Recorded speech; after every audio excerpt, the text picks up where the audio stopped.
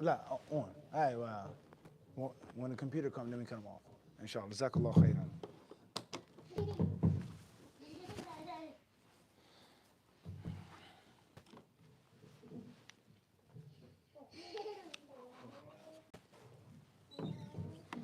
بسم الله الرحمن الرحيم الحمد لله رب العالمين والصلاة والسلام على رسول الله وعلى آله وصحبه أجمعين أما بعد السلام عليكم ورحمة الله وبركاته. So before we start our lesson or workshop or seminar or session, try to take advantage of the time, bi'idhnillahi ta'ala. If there are any questions, let us take them now. Questions from the brothers or the sisters here, and if not, then we see what we have online. Jazakumullahu khairan.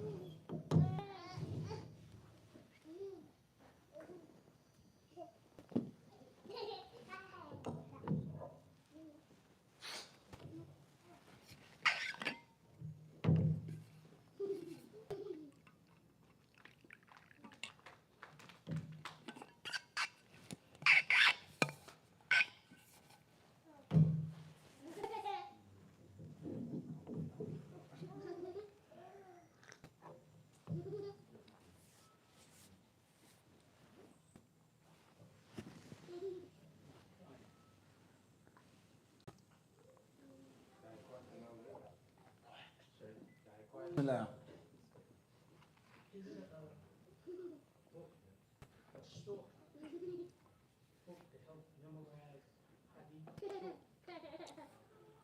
Meaning short hadith or memorizing?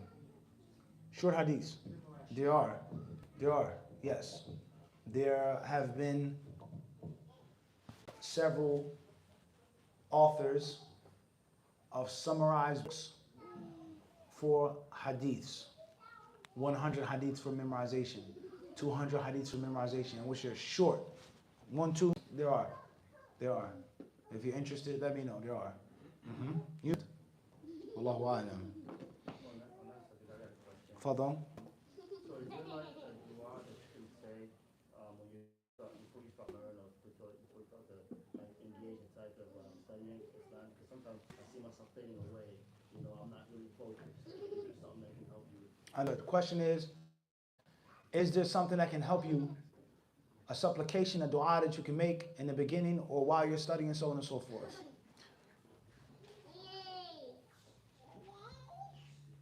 Last Thursday, or the Thursday that just passed, we started a new series on Thursday nights in Bayonne, New Jersey on the Quranic supplications. And the Thursday before that, we were speaking on the importance of the Quranic supplications, the virtue of the Quranic supplications, etc.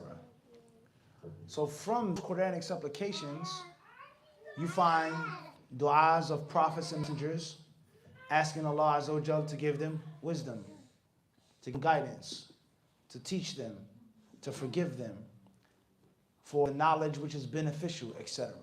So just in the Quran, before we get into the hadith, you have du'as and you also have acknowledgements. La ilma lana illa ma 'allamtana innaka antal وهكذا. So that one statement of those angels, Allah taught them a lesson. He showed them Adam's superiority concerning the ilm, and they acknowledged it. So even though that's not necessarily a direct what you're asking Allah, but it's indirectly saying, "Oh Allah, I'm ignorant, and let me ask you and beg of your knowledge, the knowledge that you teach." The servants of Allah subhanahu wa ta'ala, Musa and Khidr. Musa asked Khidr, "Can I follow you for you to teach me from the Azza wa Jal has taught me?" So an example of this would be, you would say, "Ya muallim al-Khidr, allimni." O teacher of Khidr, teach me. Ya muallim Ibrahim, O teacher of Ibrahim, teach me. Ya muallim, Allah taught Yusuf. So whenever Allah talks about the prophets and the messengers, how he gave knowledge and hikmah and judgment, you can supplicate, O teacher of man, teach me. And that's called tawassul, in which you beseech Allah. You use a medium between you and Allah, asking for something specific. So from Allah's beautiful names and attributes, it says Al-Alim, Yim, Alimni. From the ways of correct tawassul, You would say, Allahumma kama annaka allamta, as, oh Allah, just as you've told, then teach me. You've given hikmah to Ibrahim, give it to me. So relating that into your personal dua. Oh Allah, as you have given Sulaiman understanding, please give me understanding. Clear on this? And that's tawassul. And these are some of the بعض أنواع التوسل الصحيح المشروع. The correct tawassul to be made. Versus the tawassul that people make through the names of prophets or men, righteous people, etc. So one, you're making tawassul with your righteous deeds. Like the people in the cave. Oh Allah, if you know that I did this sincerely for you, then allow me to leave. To leave. Those three men, they made tawassul with their righteous deeds. You make tawassul through Allah's names and attributes. Ya Ali, Ya Hakim. Give me knowledge, give me understanding. Ya Rahman, Ya Rahim, give me mercy. And then Ali says, you making tawassul, the dua, through a righteous person that you believe to be righteous. Asking them to pray for you. And obviously that's done in sin, not long distance, so on and so forth. At a person's grave, someone who's left his will. So therefore, Allah has many names and attributes that pertain to knowledge. He gave, etc., etc. So you invoke Allah through those names and attributes, asking for your specific need of knowledge. And it's very important, never ever separate seeking knowledge from making dua. And the importance of having sincerity when you seek knowledge and realizing that Allah is the teacher. Allah educates. And Allah is the one who blesses and endows. Perfect. Wahhab. Innaka antal wahhab. Allahumma habli ilman. Innaka antal wahhab. Allahumma kama wahabta Dawuda kama wahabta surah habli min ladunka ilman. Wahakadha. And this is one method from among what? Many others. Many other methods. So that's one method, and there are other methods as well. Allahumma inni a'udhu bika min ilmin la yanfa. The Prophet ﷺ used to say, oh Allah, I seek refuge in you from knowledge which is of no benefit. So you're asking Allah to protect you from knowledge which is of no benefit. That indirectly means, so there are many different ways and styles. Many what? Many different ways and styles. Wallahu ta'ala. Fadal.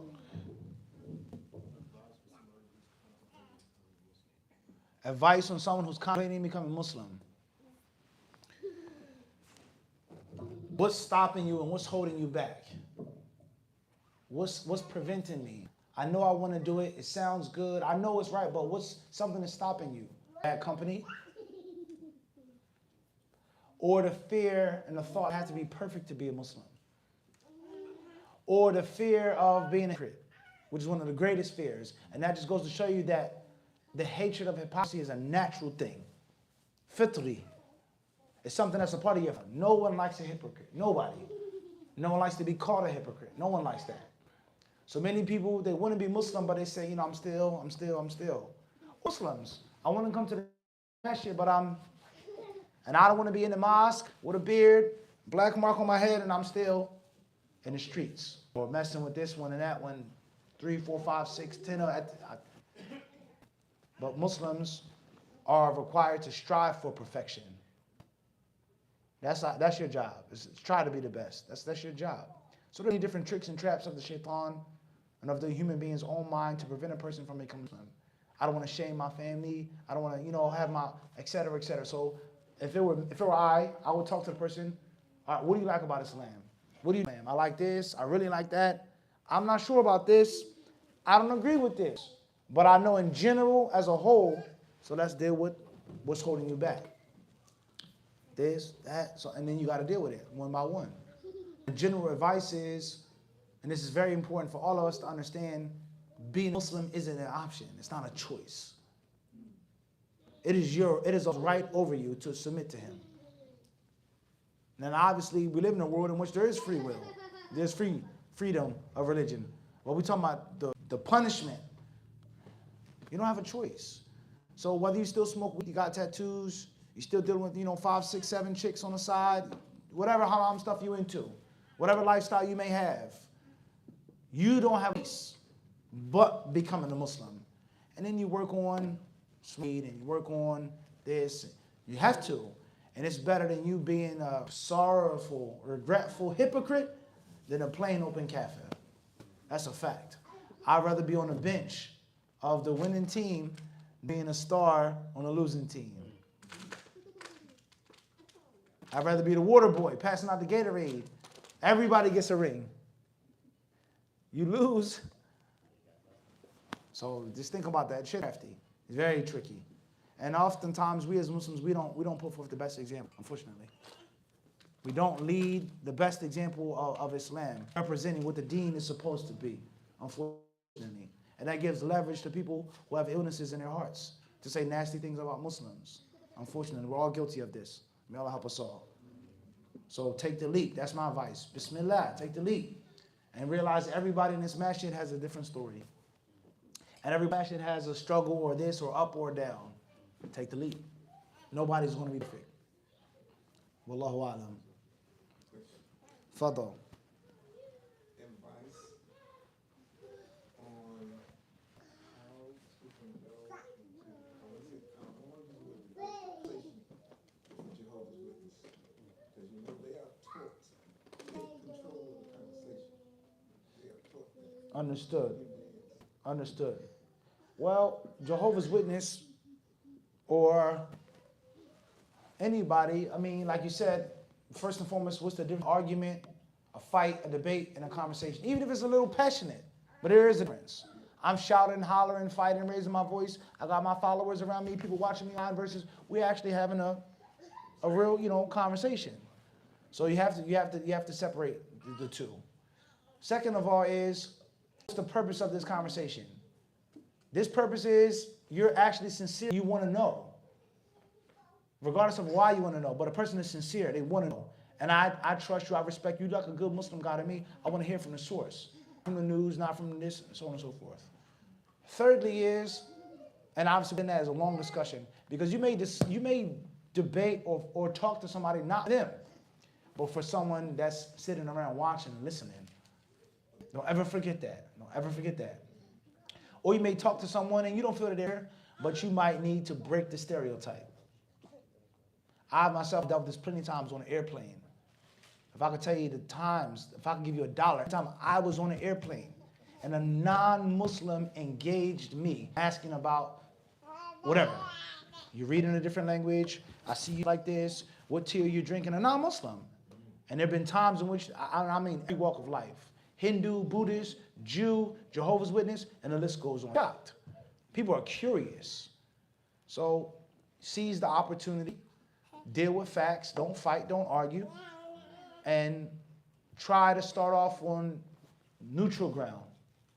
Let's meet at, the 50-yard line for the coin toss. And then from there, we can respectfully discuss differences if that's what you want to talk about. As far as if you sense and feel that someone has an agenda, you feel that someone is trying to, then avoid that. Avoid that. But if you honestly, even if they're not interested in Islam, but they sincerely want to have a respectable conversation, bismillah. So that's very, extremely important. Jehovah's Witnesses, their Aqidah is very interesting Aqidah. If you actually study it, maybe some brothers may have been Jehovah's Witnesses. Very interesting. And I was playing with this guy. He was a white guy. Not to say that it makes a difference, black, white, yellow. I'm just telling you the story. So he was a white guy. He engaged me. He started talking to me. He wasn't alone. And he was asking me, what do you believe about redemption?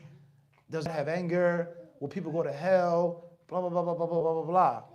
And he came on to talk about his Aqidah. Well, we don't think that God is vengeful. They won't live with the king in the kingdom, et cetera, et cetera, et cetera, et cetera, et cetera. So if you're actually, all right, let's deal with this one point. So people who make fun of God, disrespect God, kill the people who believe in God, their punishment hereafter would be, they'll just stop living. And then the people who did believe in God will either have a heaven on earth or a select few will go live in the kingdom of heaven with God.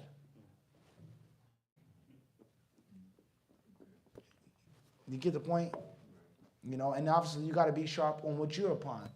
And that's not a debate, because I'm not a debater. I'm not qualified to debate. I'm an average working Muslim. I know the fundamentals, and we're having a respectful conversation. The moment somebody gets angry or you feel the ego come, I'm good. We're not here for that. And Allah knows best. Wallahu a'lam.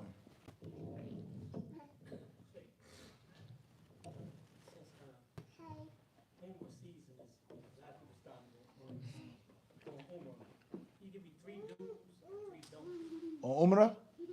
Time or you been before? Been before. 3 do's and don'ts. Number 1, never roll with slow pokes. Period. Whatever the reason behind being a slowpoke is. Some people take 1,000,000 pictures. Whatever, some people overpack, some people get whatever.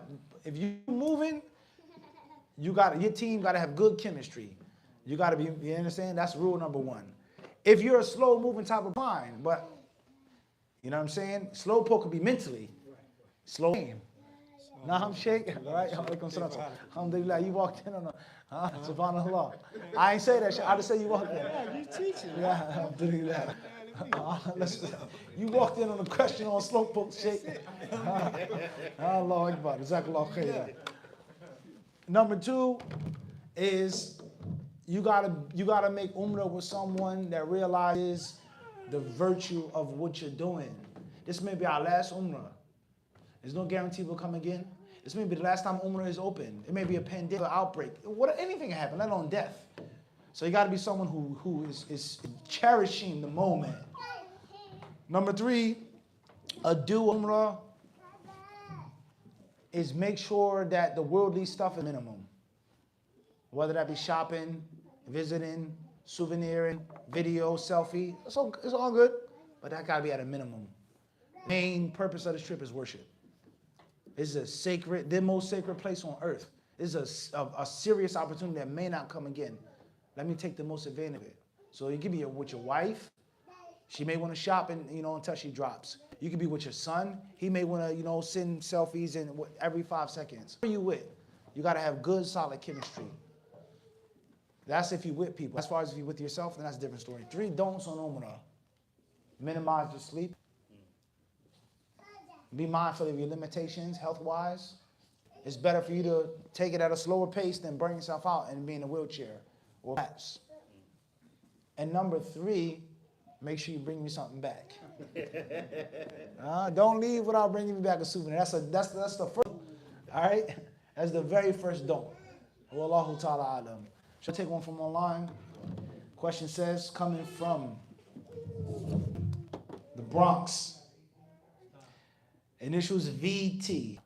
It seems that Ibrahim alayhi salam spent a lot of time alone in some of his obligations, back and forth between his families, confronting the king, dawah to his people, etc. How was he able to stay firm and focused and be so successful? Balance and moderation, ratio. Mix with the people, be with the people. And there has to come a time in which you buy off, in which you can critically reflect, in which you can cry over your own and point the finger. There's no one else to point the finger to.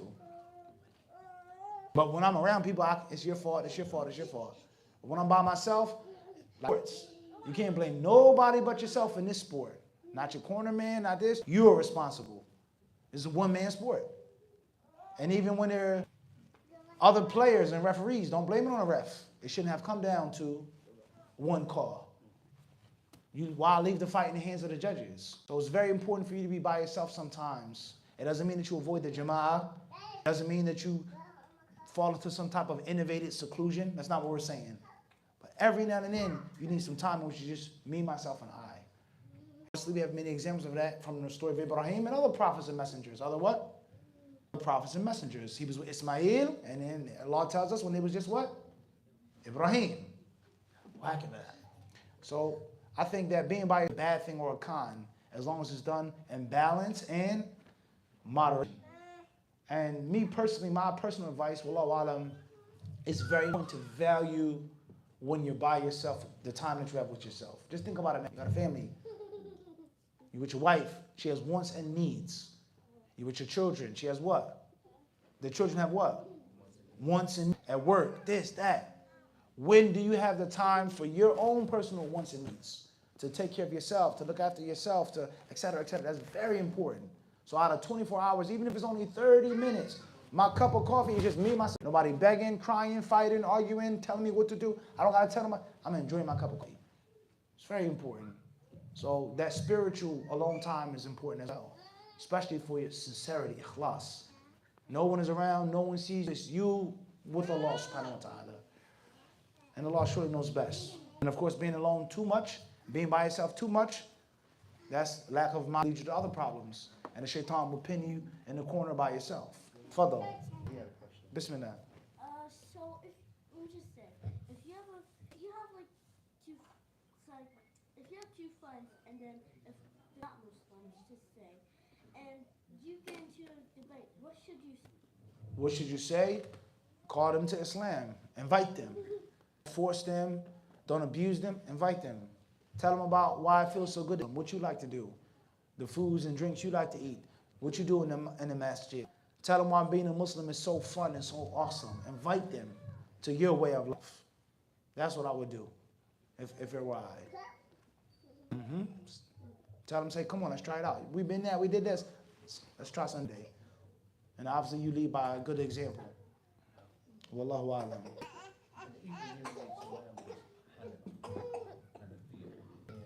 Hanif. Hanif. Hanif. Hanif. Not Hanafi. Hanif. Ibrahim Hanif, right? And he was endowed with wisdom enough, and he worshiped Allah alone. And so the ulama says that he was the only one that was worshiping Allah alone in his time.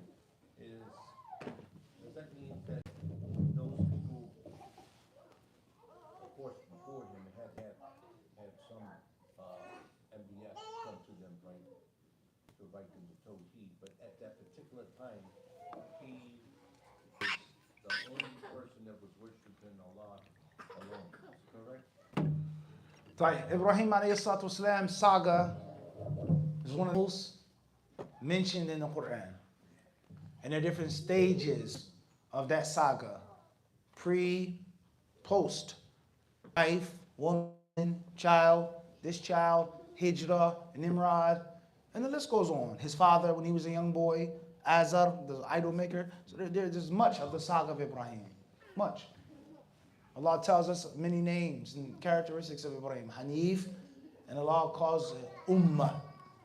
What's meant by Ummah? There are many meanings of the word Ummah. Ummah can mean Ummah, and Ummah can also mean a good example, a role model, a fine example in Ibrahim being a person of Tawheed. A time and a place, he, his son, Hajar, so on and so forth, were the only believers in front of this tyrannical king.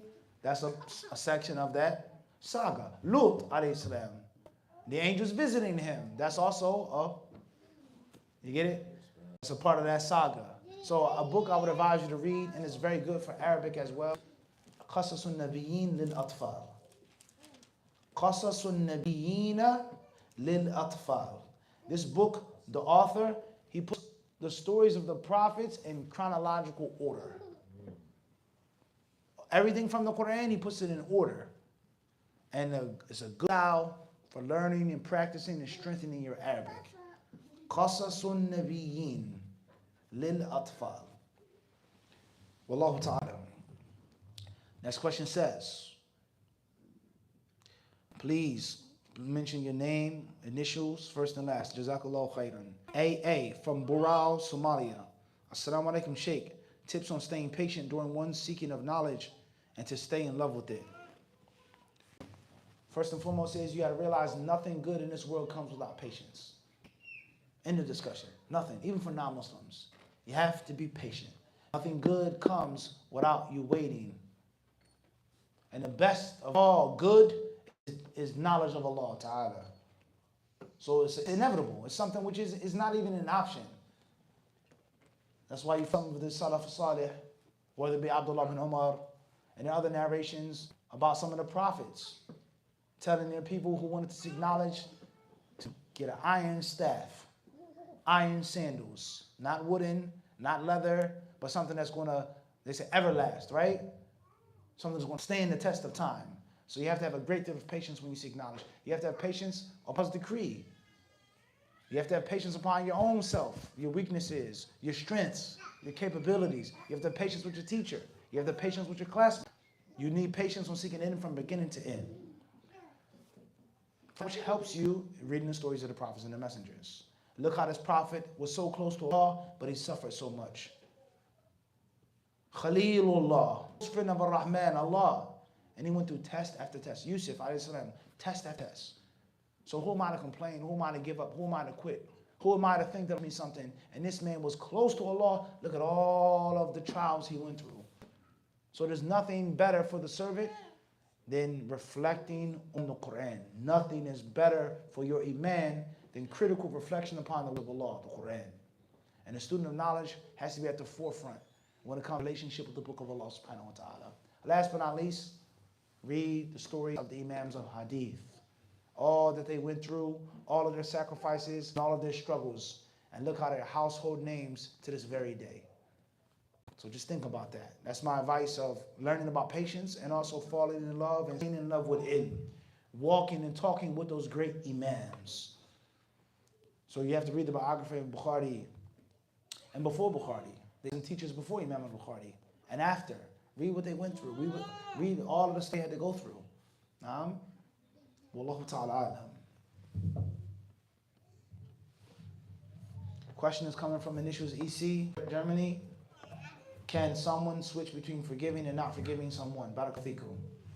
Wa fikum barakallah. You forgive someone if it's a benefit for that person.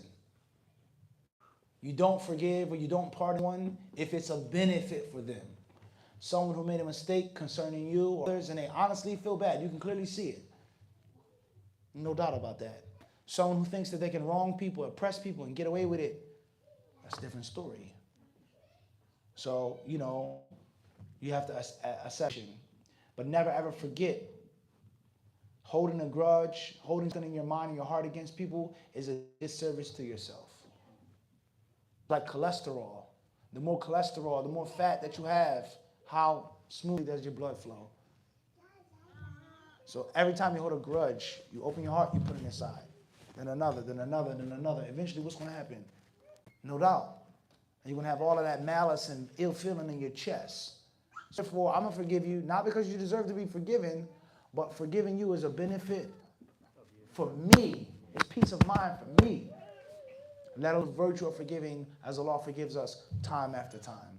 But we're talking about a punishment. That's what I'm talking about. Your child, they did something, and I'm sorry, I messed up. No doubt. It's done, I can say to you. I really feel bad. Versus, he'll take anything. I'm sorry. And you really don't. No, I don't forgive you. You owe me. You took this, you stole it. No, you're going to. So it's a difference. You know what I mean? Like a cop pulling you over, right? You got an attitude, you get mad at the police officer, doing 90 miles per hour. You got problems with your insurance, you this, you that, whatever. And you have a major attitude. Versus, yeah, you're right, officer. I was going a little fast. I'm in a rush. No, I'm taking care of it. It's a difference. It's a big difference. Even if it's fake, but it's still a difference. This person, he doesn't deserve no leniency. This person, all right, just don't do it again. So there's a benefit in pardoning someone, and there is a harm in pardoning someone, depending on al-hal. Al-hasab, al-hal. Wallahu a'lam. Fadal.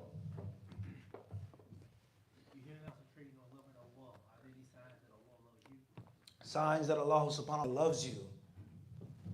No doubt. You fall under the descriptions that Allah tells and informs us about whom He loves. Patient. Those who fight in His cause. How soften that one row. How much different do you have with Muslim believers? How much rancor and malice do you have against fellow believers? How do you feel among other believers? So Allah told us He loves these people. What attributes and descriptions do you have? And Allah jamilun yuhibbu jamal. Allah is beautiful and He loves beauty. How beautiful are you as a person? How ugly are you as a person? Holding grudges. You backbite, slander. That's ugly behavior. The general ways. And also, you look at what you stay busy with. If you find yourself constantly busy with good, focusing on your soul, help others, inshallah, that's a sign that Allah loves you. You find yourself constantly busy with evil and doing harm against others.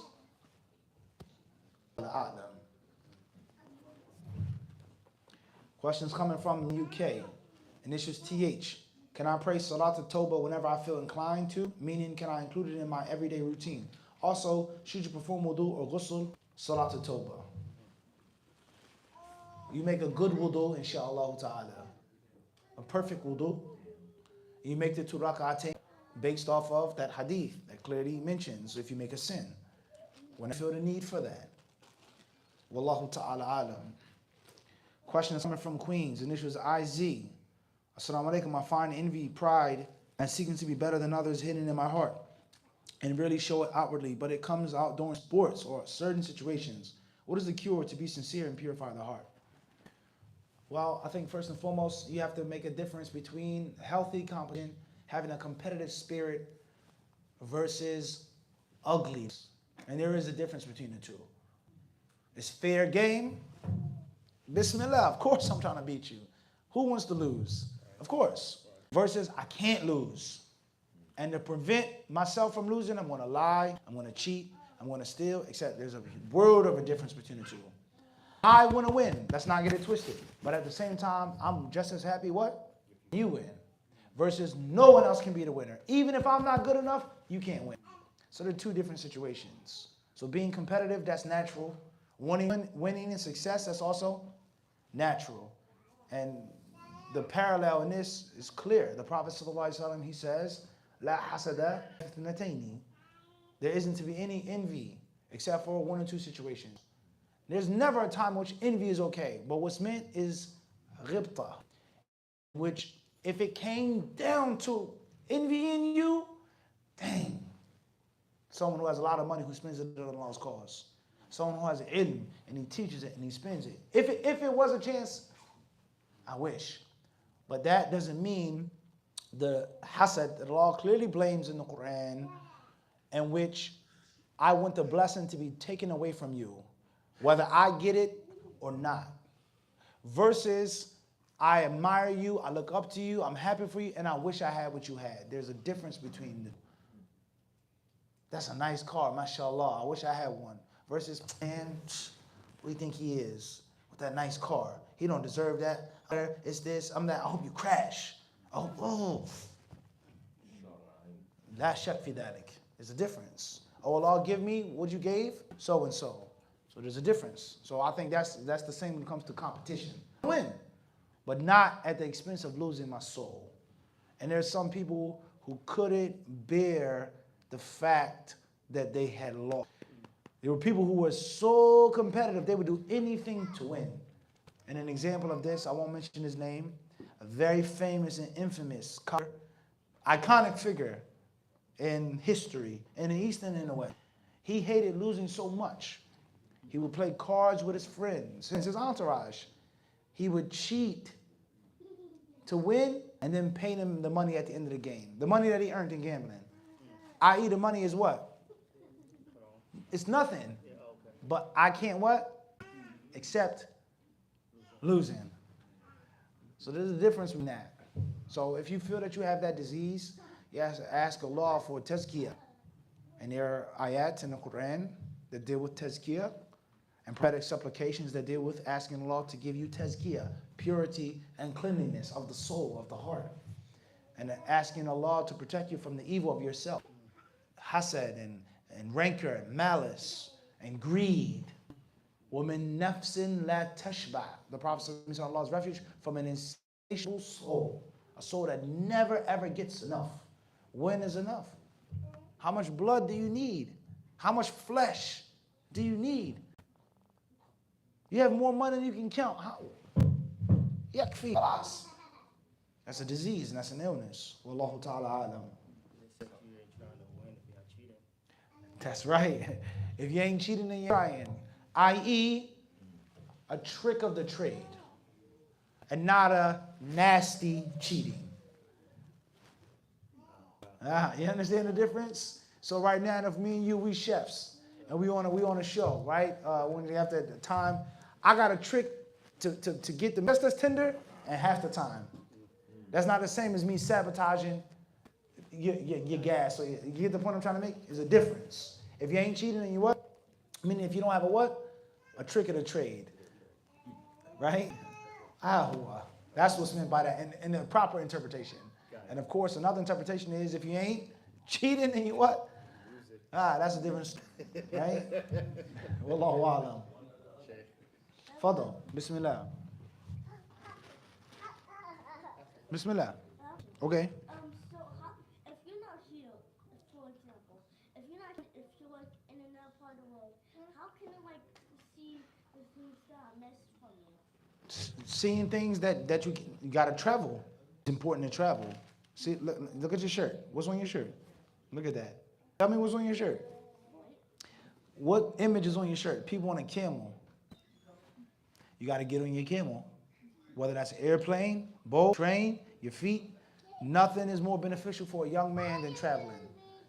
It's very important to expose your children to the world. Is huge, son. There's so much good, fun stuff to see in life versus narrow, right? So if you want to see things that you read about in a book or you see in a movie or whatever, you got to travel. Tell your Abby to take you with you. Abby, take me with you. Right? And once you guys should go somewhere, road trip, new city, new state, new country, and you learn as you travel. Traveling is a school, is a university, children, no doubt about that. Wallahu a'lam. And the Quran clearly tells us to do what? Look in the land, travel. You should use your what? You should use your eyes, right? So that's my advice to you. How many countries you been to? 5, 4. That's it? And how old are you? 8. Tell Abby he gotta get it in gear. All right? So Abby get that spiking yellow, huh? Barakallahu feekum. May Allah bless you. Question says, question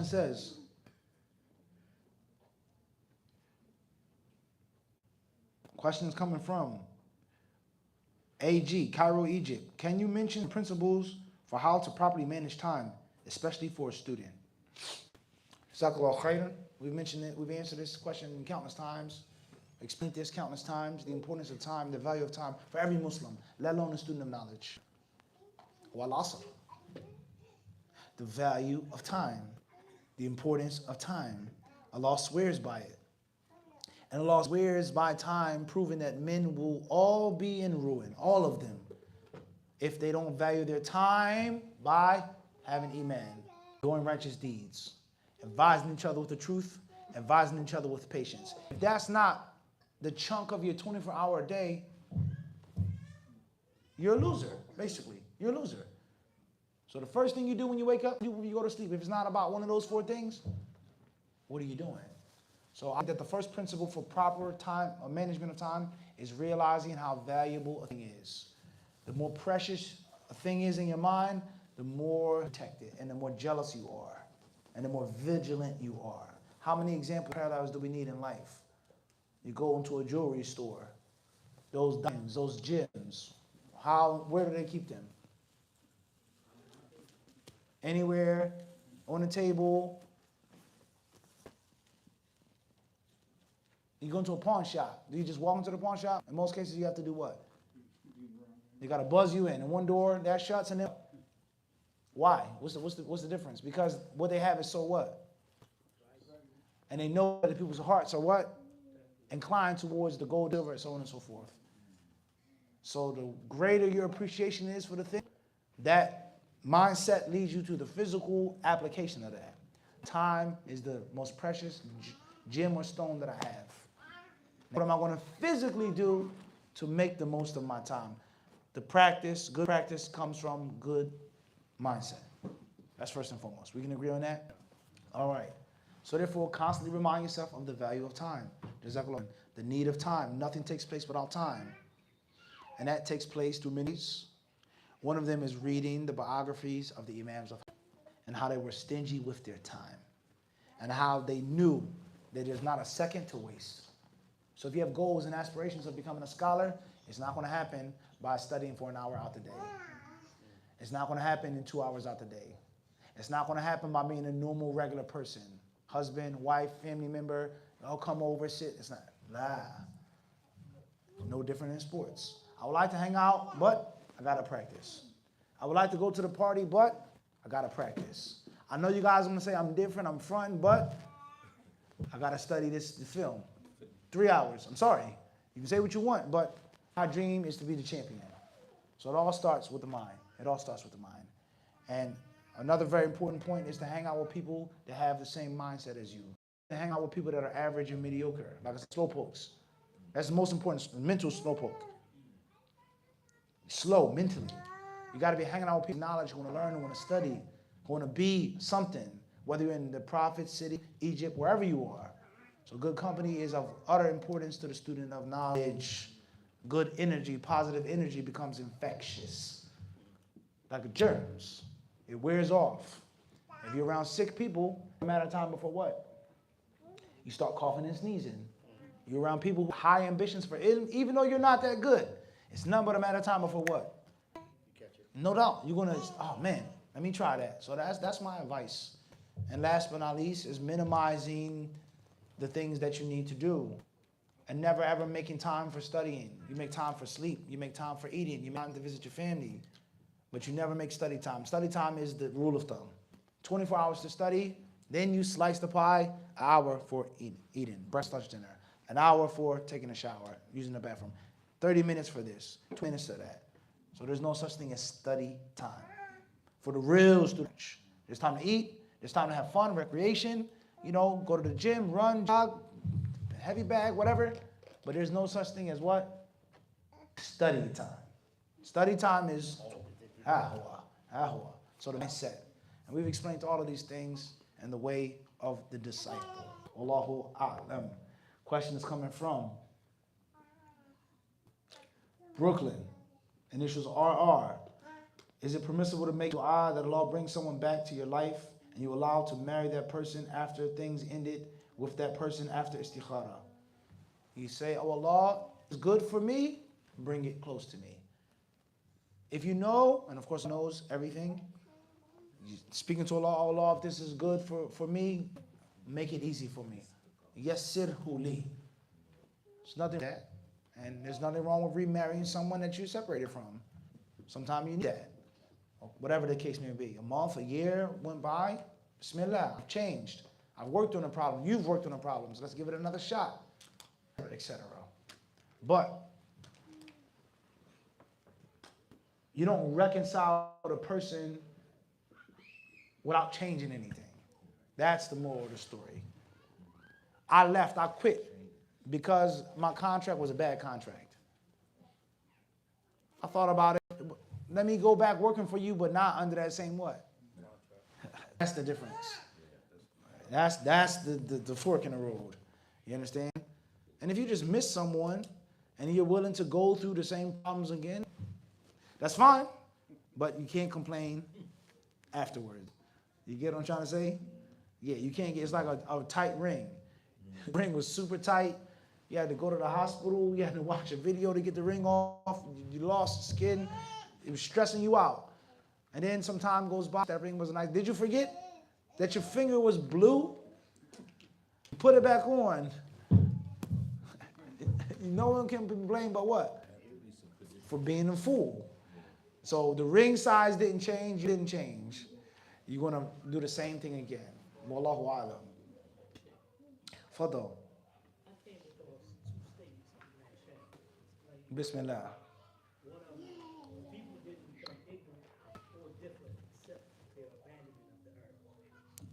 Okay.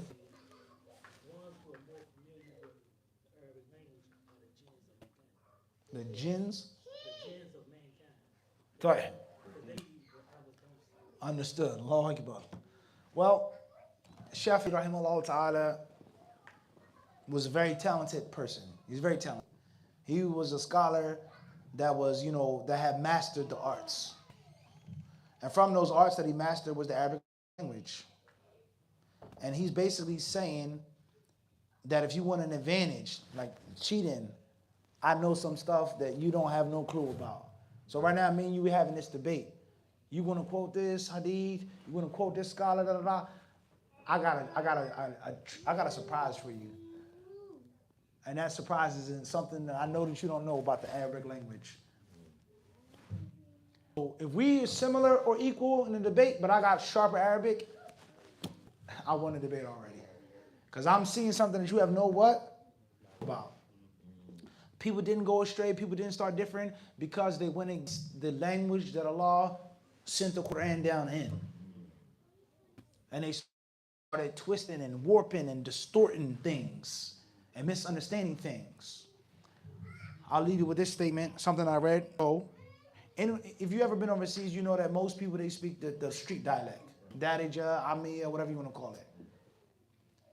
And subhanAllah, Arabic countries, Middle Eastern countries, North African countries, whatever the case may be, you see that it has to basically give two khutbahs. Khutbah in Fusha and khutbah in Amiya. Why is that? Because the people's Arabic, the pure Arabic has become so far, so weak, so rusty, they won't get the point unless he explains it in a dialect.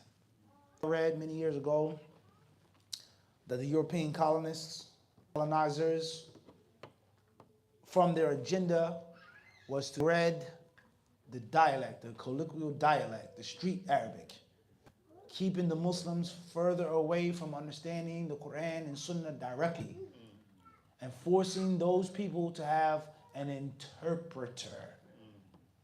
Think about this now. Think about this.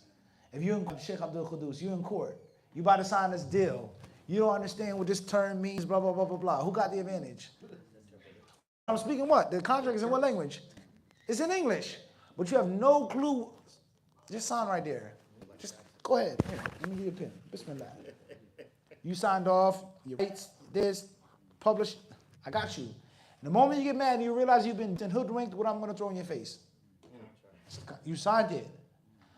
Your ignorance of the English language caused you to be victimized. So imagine someone who doesn't want a Muslim to practice Islam, unify, and the Muslims come together and take. This is what the Quran means. This is what Allah is saying. Then they can plant their people to say this and say that because you can't understand the language. So it's a big problem. So if you're studying Arabic, like I said, the importance of practice, it's self-explanatory. كذلك. That's right. غير كل شيء. That's right. That's right. May Allah help us all. Next question says, questions from HT Surrey UK. Is it true that repentance is the life of a believer? Sometimes I feel like all I do is fall, then repent. Get up over and over again, so on and so forth. Very simple answer. Some of the early Muslims would say that if it's a back and forth, back and forth, back and forth, then make the shaitan quit and give up before you do. I'm tired of coming to this guy. I'm tired of misleading him. I'm tired of pulling him away from the masjid after it was already. I'm tired. Let shaitan say that. You can't give up. You let the shaitan quit before you quit. I read over. Okay. Keep going. You fall 7 times, you get up 8 times. And eventually, bi'idhnillahi ta'ala, through sincerity, you're sincere, you'll find a reason why you keep falling and why you keep slipping. And for argument's sake, it's not an ideal situation, but if you live the rest of your life back and forth, that's better than you quitting and giving up. We can agree on that? It's better. But the shaitan is going to trick you. He's going to say you're a hypocrite, you're not sincere, why make repentance if you... That's a trick. So that's my advice. Wallahu a'lam. Question coming from Cairo, initials G. How does someone introduce themselves to strong students if they're not naturally social? May Allah make you a means of benefit. Barakallahu fikum. Lose your shyness. I'm naturally shy. Okay. Shy is going to prevent me from benefiting. So if I know I have to get something, I want something, and this is the means of getting it, you have to make that decision. You're at a fork in the road in your life. It's uncomfortable for me to myself. It's uncomfortable for me to be around people. But me being ignorant and on a benefit is even more uncomfortable. So whenever you're stuck between a rock and a hard place, you got to choose which of the two is more painful. They're both going to hurt. But this one is going to hurt what? So you have to have that spiritual courage. And bi'idhnillahi ta'ala, if you keep studying, Allah will send someone your way. And you may not have to be the one to be the social butterfly. Somebody may introduce themselves to you, or you may be stuck in a situation in which you're forced to make an acquaintance. And that's called being in the right place at the right time. So if you're in a masjid studying every day, it's nothing but a matter of time before someone else stumbles upon you.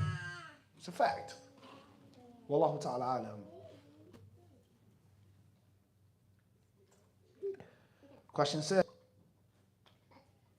KA from Manchester, UK. Sheikh, what's the ruling on wiping over thin socks? Jazakallahu khairan. Inshallah, it's permissible. It's permissible to wipe over a thin sock. Sock doesn't have to be super thick. Wallahu alam, that's in brief. Question says, G from Cairo, what's the ruling on praying behind a musbil? If you have the option of praying behind an imam whose lower garments are not beneath his ankle, that's the best thing to do. And there's no difference of opinion regarding that. That's a fact. Ibn Abdul Barr, rahimahullah, of the 5th century, explaining the hadith, al-isbalu fi thalathati. There's a hadith that states, isbal is in 3 things. Those 3 things we mentioned are what? Turban and qamis. So some scholars, they had a problem understanding that hadith. How can it be so on and so forth? Ibn Abdul Barr, from the 5th century, 465. It's important to understand the timeline. He was from Spain and Portugal, the Islamic West, Cordoba. From his country, what? All right. He said when he commented on this hadith, "Wal isbalu madhmumun ala kulli hal." He said isbal is looked down upon regardless of the situation. Done out of pride, not out of pride. It is haram. It's what? Stay away from. It's from the what century? 5th. Pay attention. Not this one. It's a very long time ago. Madhmumun ala kulli hal. So it's permissible for me to have my pants under my ankle, as a person says, that's fine. The ulama hold the view that if it's not out of pride, it's permissible, but they all agree that it's what? Best. There's no doubt about that. It's best. So if you have that option, that's best. If you do not have that option, you pray by him. All right? If you believe that the pants, the thobe has to be above the ankle, that's fine. He may not believe that. He may have a different understanding. He may be following the scholars, fine. But if you have the choice, and the same applies to anything else, beard, and obviously that's a stickier situation, because the beard is even less room to discuss. Someone who wears pants, someone who wears an izar or a qamis, whatever the culture, you always want to pick the imam that's best, pray behind. Last but not least, if the imam is Muslim, regardless of the reason, regardless of his madhab, inshallah the prayer is valid, even though there is a hadith in the Sunan Abi Dawood, which many scholars believe is sound. I don't believe the hadith is sound, but there is a discussion about praying behind the man who's musbil. And you'd be shocked what the hadith says about that person. Research it, Jake. Read it, Sunan Abi Dawood. Read what the hadith states about the imam who's musbil. You'll be shocked. Look for it now. Huh? Well, question says, London, UK. It's come from London, and this was KS. What advice can you give when father has left the family home and moved to his mother's home without stating his intentions, but not providing for children's maintenance? He has to fear Allah. You have to fear Allah. You have to give everyone, or those who deserve their rights, you have to give them their rights. Whatever the situation is, he who deserves this or that, you have to give it to them.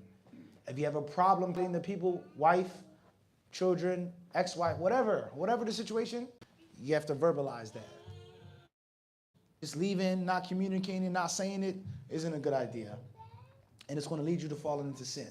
So this woman is still your wife. These are your children. I'm not married to this woman anymore, but they're still my children. Whatever the scenario, just getting up and bouncing, it's not good. Unless it's a situation in which you staying there physically is more harmful. I need to get out of this second. I need to calm down, I need to breathe and recalibrate my compass. That's a different story. It's a different story. Wallahu ta'ala, let me just think about the harm that it's going to cause your children. It's a big problem. Sometimes you have to leave home. Let's be honest. Being politically correct, let's be honest. Sometimes there's nothing against nobody, but it's the truth. Men who make the situation unlivable. That's a fact. Whether you like it or not, it's the truth. Wife, girlfriend, whatever, she makes the situation unlivable. But leaving and your children seeing you leave You now give that woman, wife, girlfriend, whatever, you give her the opportunity to tell the narrative. Think about that now. You give her opportunity to do what? He doesn't love you. He doesn't care about you. He left you. He ran off for some girl. He'd rather pay for these children that aren't his instead of you. You give this woman the opportunity to brainwash the children. The kids grow up with animosity, this, that. Who can you blame? And that's why the wise man has told us, until the lion learns how to read and write, the story will always glorify the hunter. In the discussion. These people are lying. That's not what happened. Where's your book on it? Documentary on it. Where's your counter version of the story? But if you allow them to just tell the narrative and blame what? Think about that. You can't blame no one but yourself. That's a lie. That's not what happened. And this is our version of the truth we consider to be the truth. So that's first and foremost. But if you leave the house, you don't say anything. You give that person the opportunity to tell the children whatever they want, whatever she wants to tell, and that's a problem. Regardless of what she tells them, whether she makes up a story or not, whatever the case may be, smear campaign, the damage done to the children. So I don't want to be in this situation, but I know my children need me. So you got to figure it out. Wallahu ta'ala. We'll take just a few more questions before the adhan. It's coming from AB, London, UK. I hope you don't mind me asking this out-of-topic question, but once I heard you talk about NASA and how it started, can you briefly explain? Also, where should I research this? There's nothing wrong with this question.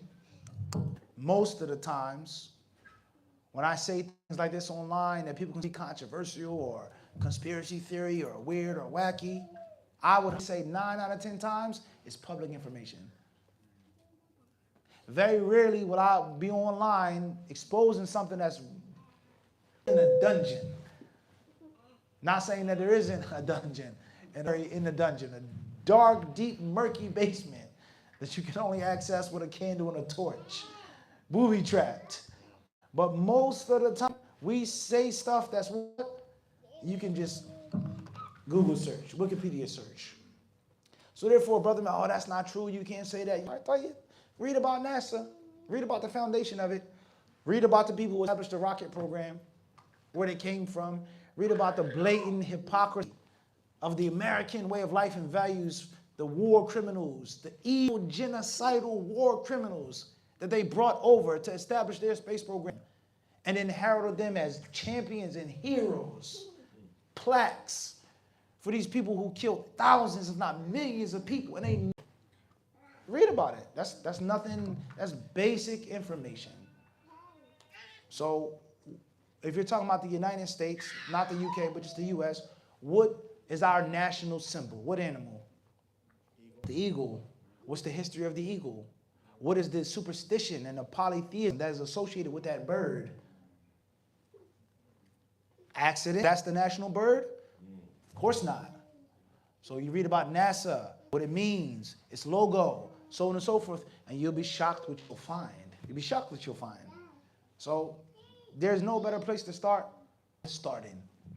And before you get into the unorthodox, study and learn orthodox, and you'll be shocked about the amount of information that you'll find that is the orthodox. Not the conspiracy theory stuff, the weird, wacky stuff, the X-Files stuff. You'll be shocked what you'll find in a basic, simple Google search. So if that's what's accessible on Quora or Wikipedia, imagine what's in this book. And imagine what I gotta go dark web or whatever to, imagine that. So that's the technique. Everybody, that's the what? That's the technique. So an example of this, and we'll stop with talking about Palestine and talking about Israel. You don't have to go to no anti-Semitic source to find the history of Israel and the history of terrorism in the Middle East. You'll be shocked what you'll find. And that information is what? Accessible, just like that. So that's what's when in the Google search, imagine was what? So that's how you start your journey. And don't let no one tell you, oh, you're lying, you're making up stuff. Oh, yeah? But most of us don't read enough. We don't research enough. And most of us, we allow the hunter to glorify himself in the story. We'll stop here, bidnillahi ta'ala, after the salah. Hopefully we can get into our topic. We got the projector now, alhamdulillah for that. Wallahu ta'ala.